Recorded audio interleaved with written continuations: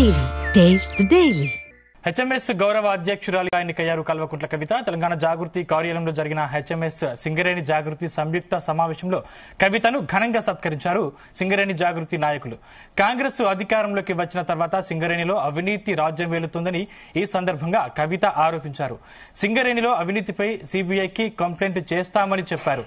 రాబోయే సింగరేణి ఎన్నికల్లో హెచ్ఎంఎస్ జెండా ఎగరబోతోందన్నారు. అవినీతి కట్టడి చేయకుంటే సింగరేణి భవన్ ను ముట్టడిస్తామన్నారు. సింగరేణి ఎన్నికల్లో టీజేఎస్ కు సీన్ లేదన్నారు. ఘోరం ఏంటంటే కాంగ్రెస్ పార్టీ ముట్టుకుంటే పైసలు అడుగుతుంది. కాంగ్రెస్ పార్టీ అంటేనే కరప్షన్.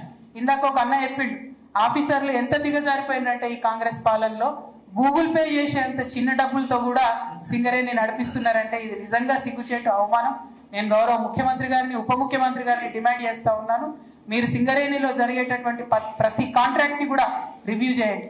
నేను కౌన్సిల్లో ఎమ్మెల్సీగా ఉన్నప్పుడు, ఇప్పుడంటే రిజైన్ చేసినాం, ఎమ్మెల్సీగా ఉన్నప్పుడు కౌన్సిల్లో కూడా నేను అడిగిన, జైపూర్ పవర్ ప్లాంట్ లో కేసీఆర్ గారు దిగిపోయినప్పటికీ ఇప్పటికీ ఎట్లా 3-4 వేల కోట్లు పెరుగుతుంది అని అడిగినాం. దాని గురించి ఇంతవరకు మాట్లాడతలేరు. మీరు మాట్లాడకపోతే, ముఖ్యమంత్రి గారు, డిప్యూటీ సీఎం గారు మీరు దృష్టి పెట్టకపోతే ఖచ్చితంగా అవసరం అనుకుంటే సెంట్రల్ విజిలెన్స్ కమిటీకో, అవసరం అంటే సిబిఐకో మేమే కంప్లైంట్ చేస్తాం తప్ప కరప్షన్ ని సింగరేణిలో సహించమని కూడా ఈ సందర్భంగా మేము హెచ్చరిక చేస్తా ఉన్నాం. ఎందుకంటే ప్రతి కాంట్రాక్ట్ లో మినిమం 20-25% ఎస్కలేషన్ తోని నడుస్తున్నటువంటి పరిస్థితి. మాకున్నటువంటి సమాచారం, మా రియాజ్ అన్న సమాచారం తప్పుండదు, మాకున్నటువంటి సమాచారం ఇస్మే సీదా 10% సర్కార్ కో జారా.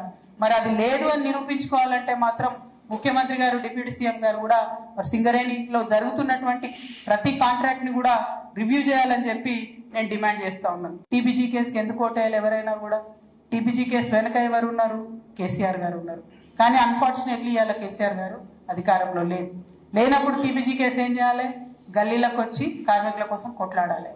ఇవాళ టీబీజీ కేసు అయినా హెచ్ఎంఎస్ అయినా ఎవరు ఎక్కువ కొట్లాడితే, ఎవరి కార్మికుల పక్షాన ఎక్కువ నిలబడి వారి హక్కులు సాధించుకోగలిగితే వాళ్ళకే సింగరేణి కార్మికులు ఓటేస్తారు తప్పితే ఇంకొకటి కాదు. కాబట్టి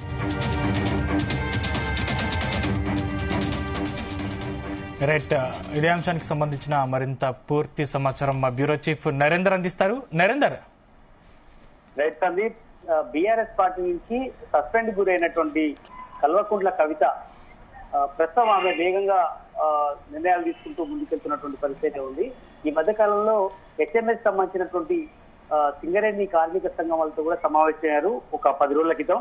అప్పుడు ఈమెతో సమావేశమై సింగరేణిలో జరుగుతున్నటువంటి సమస్యలు, కార్మికుల కష్టాలు, భవిష్యత్తులో సింగరేణిలో ఒకవేళ ముందుకు ఎలాంటి నిర్ణయాలతో ముందుకు వెళ్ళాలి అన్నటువంటి అంశంతో చేయాల్సిన అవసరం ఉందని కూడా ఆనాడు తీసుకోవడం జరిగింది. అయితే ఇప్పుడున్నటువంటి ఈ పరిస్థితిలో ఈ మధ్యకాలంలో బీఆర్ఎస్ లో ఆమె సస్పెండ్ కంటే ముందు కూడా కుప్పలేశ్వర్ని ఈమెను తప్పించి కుప్పలేశ్వర్కి ఇవ్వడంతో చాలా సీరియస్ గా ఆమె కూడా రియాక్ట్ అయినటువంటి పరిస్థితి ఉంది. అయితే దాని తర్వాత ఈమె మాటల తూటాలు పేల్చడం, పార్టీలో ఉన్నటువంటి కీలక నేతల్ని ఆమె తూర్పారబట్టడం, తర్వాత పార్టీ ఆమెను సస్పెండ్ చేయడం, ఇవన్నీ కూడా చక్కచక్కగా ఈ వారం 10 రోజుల నుంచి జరిగిన నేపథ్యంలో ఇప్పుడు సింగరేణికి సంబంధించినటువంటి అంశం మీద చాలా కీలక సమావేశం జాగృతి కార్యాలయంలో జరిగింది. ఇందులో AB Singareni miners and engineering workers unions కేంద్ర కార్యవర్గ సమావేశం ఇందులో పాల్గొని ఈమెను హెచ్ఎంఎస్ గౌరవ అధ్యక్షురాలుగా, కవితను హెచ్ఎంఎస్ గౌరవ అధ్యక్షురాలుగా ఎన్నుకున్నటువంటి పరిస్థితి కూడా ఇక్కడ మనం ఇంట్రెస్టింగ్ పాయింట్ గా చూడాలి. కవితను ఘనంగా ఈ సత్కరించినటువంటి హెచ్ఎంఎస్ సింగరేణి జాగృతి నాయకులు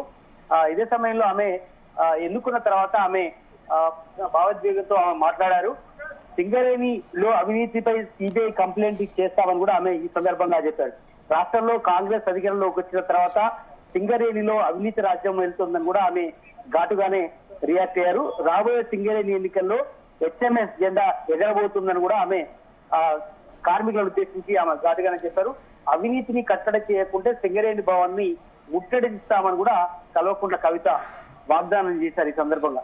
అందుకనే కాంగ్రెస్ అంటేనే కరప్షన్ పార్టీ, సింగరేణిలో తీవ్రమైనటువంటి అవినీతికి పాల్పడుతున్నారంటూ కూడా మరొక వినటువంటి తీవ్ర ఆరోపణ కాంగ్రెస్ పార్టీ మీద చేశారు. అంతేకాకుండా ప్రతి కాంట్రాక్ట్ లో 25% అవినీతి జరుగుతోంది, 10% వాటా కాంగ్రెస్ కి వెళ్తోంది అన్నటువంటి తీవ్రమైనటువంటి ఆరోపణ కూడా కాంగ్రెస్ మీద చేసినటువంటి పరిస్థితి. సింగరేణిలో అవినీతిని ఎట్టి పరిస్థితుల్లో అంగీకరిస్తాం, అవినీతిపై చర్యలు తీసుకోవాలని కూడా డిప్యూటీ సీఎంలను డిమాండ్ చేసింది ఈ వేదిక నుంచి. అంతేకాకుండా ప్రభుత్వం స్పందించకుంటే మేమే సిబిఐకి కేంద్ర దర్యాప్తు సంస్థలకు ఫిర్యాదు చేస్తామని కూడా కవిత ఈ సందర్భంగా కార్మికులు వచ్చినటువంటి సింగరేణి కార్మికులను దృష్టించి ఆమె మాట్లాడారు. సింగరేణిలో జరుగుతున్నటువంటి అవినీతికి వ్యతిరేకంగా హెచ్ఎంఎస్ ఆధ్వర్యంలో సింగరేణి భవన్ కూడా ముట్టడించడమే కాకుండా త్వరలోనే జరగబోయేటువంటి సింగరేణి గుర్తింపు సంఘం ఎన్నికల్లో కార్మికుల విశ్వాసం పొందే విధంగా ఖచ్చితంగా విజయ డంకా మోగిస్తామని కూడా ఈ సందర్భంగా చెప్పారు. గౌరవాధ్యక్షురాలుగా నన్ను ఎన్నుకోవడం సంతోషం వ్యక్తం చేస్తూనే మీరు ఇచ్చినటువంటి గౌరవాన్ని కాపాడుకుంటూ కార్మికుల బాగు కోసం పనిచేస్తానని కూడా ఆమె ఈ సందర్భంగా హామీ ఇచ్చారు. అదేవిధంగా టీబీ జీకేఎస్ అనేది మొన్న ఎన్నికల్లో పోటీనే చేయలేదు, గుర్తింపు సంఘం అనుకుంటున్న వాళ్ళు వాపును చూసి బలపంటుకుంటున్నారని కూడా ఈ సందర్భంగా బీఆర్ఎస్ నేతలను ఉద్దేశించి ఇక్కడ మాట్లాడారు. ఇంకదే టీబీ జీకేఎస్ అనేది మొన్నటి వరకు ఎన్నికల్లో పోటీ చేయలేదు, వాళ్ళు వాపును చూసి బలపనుకుంటున్నారనేది ఖచ్చితంగా బీఆర్ఎస్ పార్టీ ఉద్దేశించి ఆమె మాట్లాడినటువంటి వ్యాఖ్యలుగా మనం చూడాల్సిన అవసరం ఉంది. నిజానికి సింగరేణి ఎన్నికల్లో వాళ్లకు గెలిచే అంత థీమ్ లేదని కూడా మన కొప్పులీశ్వర్కి ఎప్పుడైతే ఏమైనా తప్పించి కొప్పులీశ్వర్కి ఇవ్వడం జరిగిందో ఇప్పుడు వాళ్ళు ఎవరు కూడా ఇక్కడ గెలిచే పరిస్థితి లేదని కూడా ఇండైరెక్ట్ గా బీఆర్ఎస్ ఉద్దేశించి ఆ మాట్లాడిన వ్యాఖ్యలు కూడా ఉంది. అప్పుడు ఉన్నటువంటి పొలిటికల్ సిచ్యువేషన్ లో కారణంగా ఆ పరిస్థితి వచ్చింది తప్ప ఇప్పుడు అలాంటి పరిస్థితి లేదు. సింగరేణిలో ఇప్పుడు ఉన్నటువంటి ఎర్ర జెండా కాకుండా మరొక జెండా ముందుకు రాబోతుందని కూడా ఆమె ఈ సందర్భంగా వ్యాఖ్యానించారు.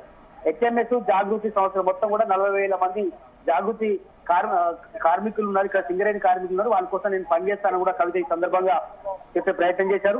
కార్మిక చట్టాన్ని అమలయ్యే విధంగా ముందుకు పోతాము. కేసీఆర్ చెప్పినట్టుగా టీజీబీఎస్ కు ఓటు వేశారు. ఆనాడు సంఘం గౌరవాధ్యక్షులుగా నేను కార్మిక సమస్యలపై స్టడీ కూడా చేశాను. కేసీఆర్ తో కూడా ఆనాడు మాట్లాడించి సమస్యను పరిష్కరించే ప్రయత్నం చేశాను. కేసీఆర్ ఇప్పుడు అధికారంలో లేరు, సింగరేణిలో కార్మికులు ఎదుర్కొంటున్న సమస్యలపై టీజీబీఎస్ నాయకులు ఎందుకు పోరాటం చేయలేదో చెప్పట్లని కూడా ఈ సందర్భంగా చెప్పారు. అంటే ఆనాడున్నటువంటి సమయంలో కేసీఆర్ నిర్ణయం తీసుకున్నారు. ఇప్పుడున్నటువంటి నేతలు ఎవరైతే ఎన్నుకోబడి ఉన్నారో ఎవరు కూడా కార్మికుల కష్టాలు తీర్చే వాళ్ళు కాదు అని కూడా ఇండైరెక్ట్ గా కొప్పులీశ్వర్ని కానీ ఆ బీఆర్ఎస్ నేతలను ఉద్దేశించి ఈ సందర్భంగా ఆమె మాట్లాడింది.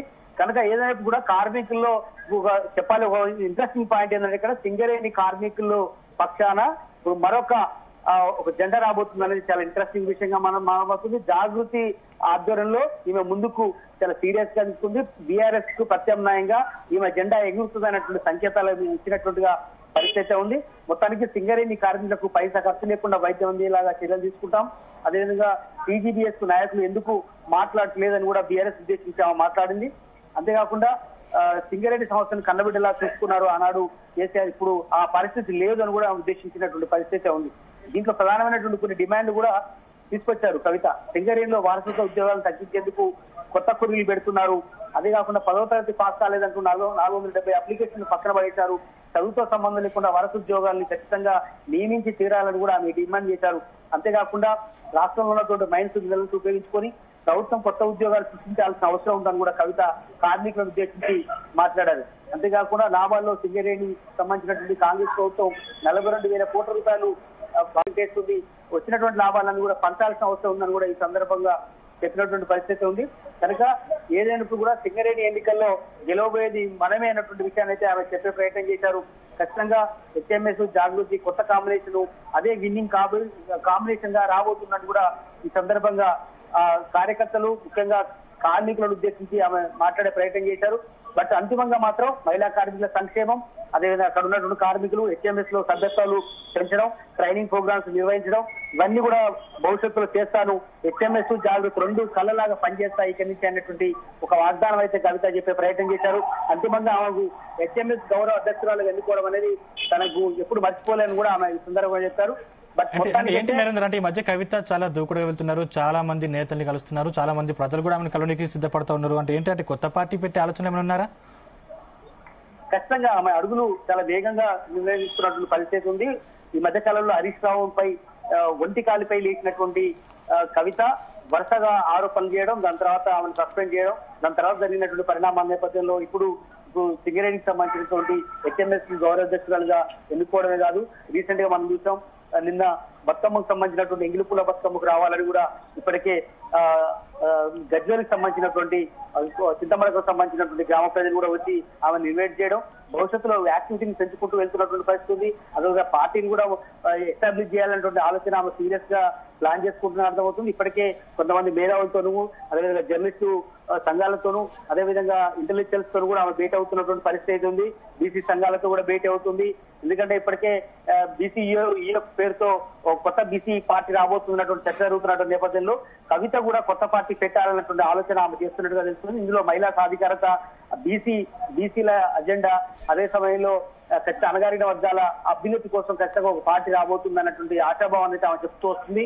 బట్ ఇంటర్నల్ గా మాత్రం అఫీషియల్ ఎక్కడ చెప్పట్లేదు, పెట్టాల్సిన అవసరం ఉందా అని మీడియాను మాట్లాడుతున్నటువంటి పరిస్థితి ఉంది. బట్ అంతిమంగా మాత్రం అలా ఉన్నటువంటి జాగృతి కార్యకర్తలు కావచ్చు, నేతలు కావచ్చు, వాళ్ళందరూ కూడా ఒకటే కోరుకుంటున్నారు, పార్టీ పెట్టాలి, ఒక పార్టీ వేదికతోనే ముందుకెళ్తేనే బెటర్. ఎందుకంటే ఇప్పటిదాకా బీఆర్ఎస్ పార్టీ గురువు కింద పనిచేసినటువంటి కవిత ఇప్పుడు ప్రత్యామ్నాయ ఒక పార్టీ ఉండాల్సిన అవసరం ఉందనేటువంటి భావనలోనైతే ఉన్నారు. కాంగ్రెస్ పార్టీలోకి వెళ్లే అవకాశం లేదు, బీజేపీలోకి వెళ్లే అవకాశం లేదు.